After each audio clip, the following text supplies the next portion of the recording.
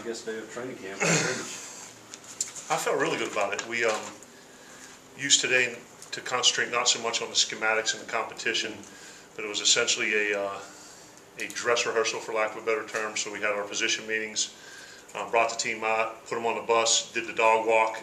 So went through that whole process, walked down, then went through our pregame routine, from stretch to everything that we do prior to kickoff. Ran them off the field, actually ran onto the field how we're going to do that, and played two 15-minute running quarters, our travel squad versus our non-travel squad.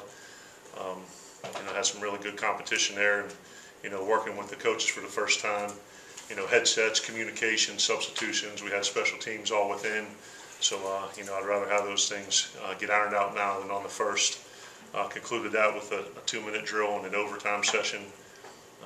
Took a little bit of a break, and then had special situations, offense, defense, and special teams. So kind of went through some all-ball scenarios that you may not practice during the course of camp, but you'd be glad that you covered when the season hits if they ever pop up. So I was very, very pleased with that. Can we assume that the travel squad beat the non-travel squad? Yes, safe to assume.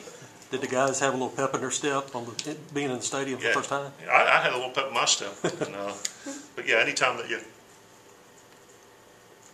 have an opportunity to go into the stadium and be under the lights, and to the young guys, there were some big eyes, even though there wasn't much consequence to the performance outside of the competition aspect of it. But heck, it felt good for me to be in there, just trying to imagine the sound of the Bills. What's Michael's told us the other day that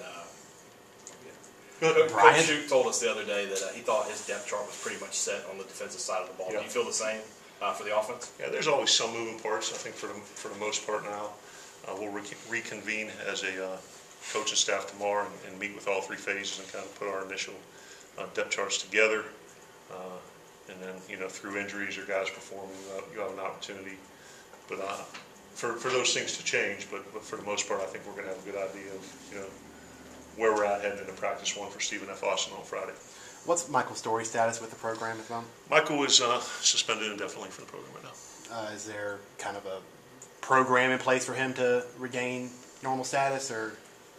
I mean, I could give you essentially when we, I'd rather just meet this out in front of it. When we were made aware of the incident involving Michael on, Saturday morning, I imposed an immediate indefinite suspension of Michael, and he hasn't practiced with the team since Saturday. And we talk to our team all the time about our decision making and our conduct off the field, and certainly that's something that we stress every day. And the discipline of this will be handled accordingly. What's the rotation at cornerback? Cornerback, right now you're looking at Cam, Jamal, Tyler Williams, and fourth corner on the other side. So Mo Smitherman on the other side, yeah.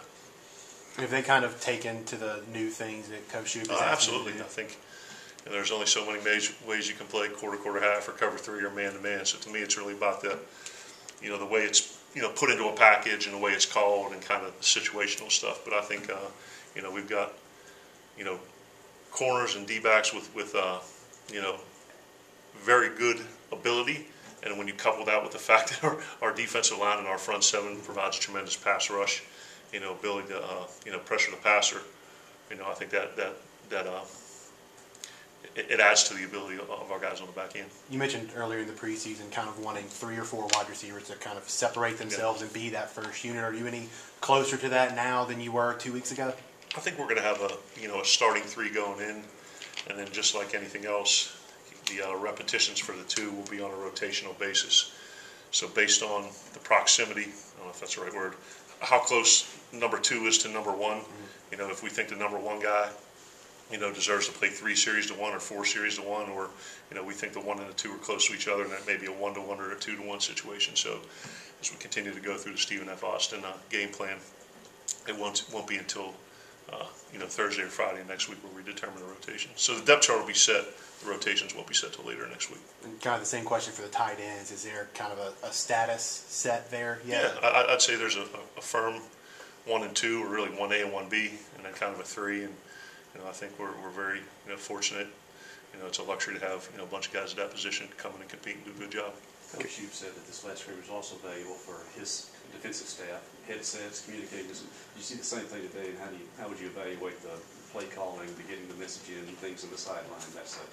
Well, the way it was structured, it was the maroon offense and the maroon defense versus the white offense and the white defense. So I was calling all the plays for all the offensive snaps, and he was calling all the defenses for all the defensive snaps. So it wasn't like there was a between series where I was just looking what the defense was doing. So that's what we'll watch the film and kind of go from there with that.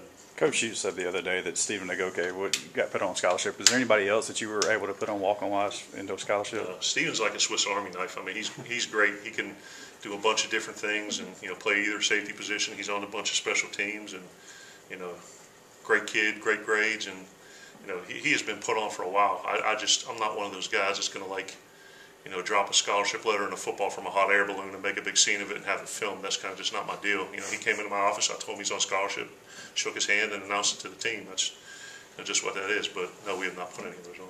Does that put you at the full 85? Sir? Does that put you at the full 85? No, we got one. Okay. Yeah. Will you use it before the season? It's to be determined. You said one of your goals during training camp was to get your team to be able to respond to adversity. Do you think that, once the course of the season hits, you guys are ready to do that?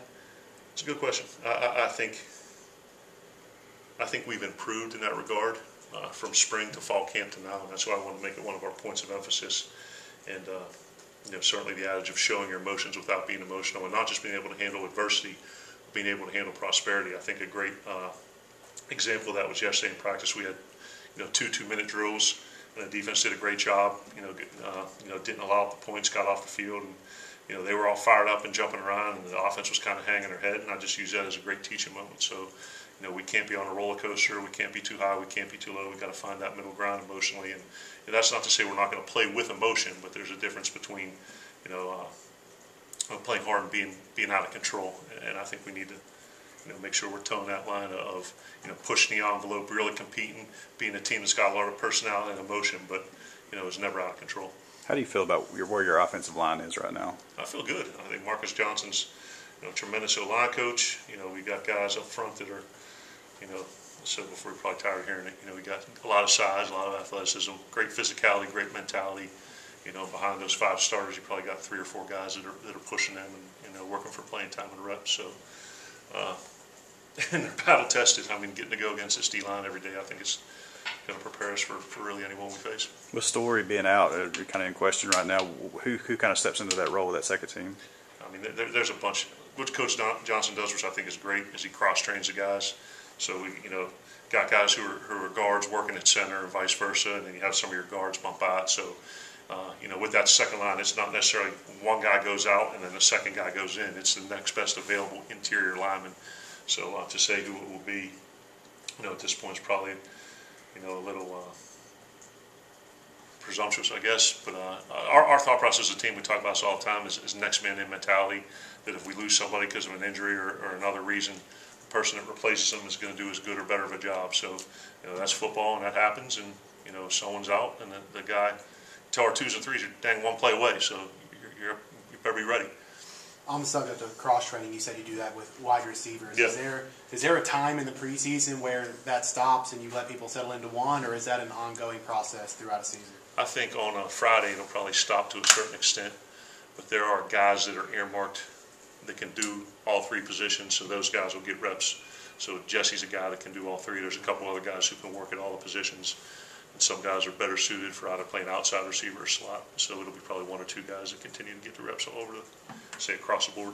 Is Austin Williams another one? Yeah, he's one of those guys. I think he's better suited as a slot, but in a pinch, I think he can play outside. At Penn State, Saquon was obviously your featured back for obvious reasons, but is that kind of the system that you like, a featured back, or can you see a situation where Aris and Kylan will almost split carries? Excuse me. Ultimately, we're going to do what's best for the team and best for the offense for us to produce and score points. I think historically, if you look at it, Saquon the last 2 years has carried a majority of the load. Chase Edmonds, now who's with the Cardinals, did it for us at Fordham. Carlton Kuntz was my starter there as a first year. I think he was a 300 carry guy.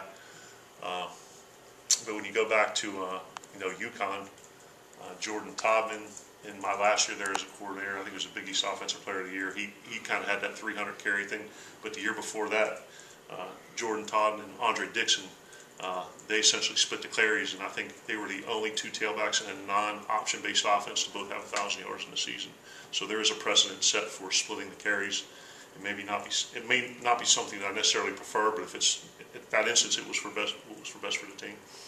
When you watch this team practice, do they have the same mental habits, and do they carry themselves like successful teams you coached before? We're getting there, yeah. And I think really the one fall goal, response to adversity and prosperity, and talking about the little things and the small details and the cultural aspect of it. I think that's the thing that we've been working on the most, and trying to emphasize the point that it's not just about us having good players, not just about us putting them in position to be successful, but all the little things that we do on and off the field. You fall back on that preparation. You don't rise to the level of your opponent.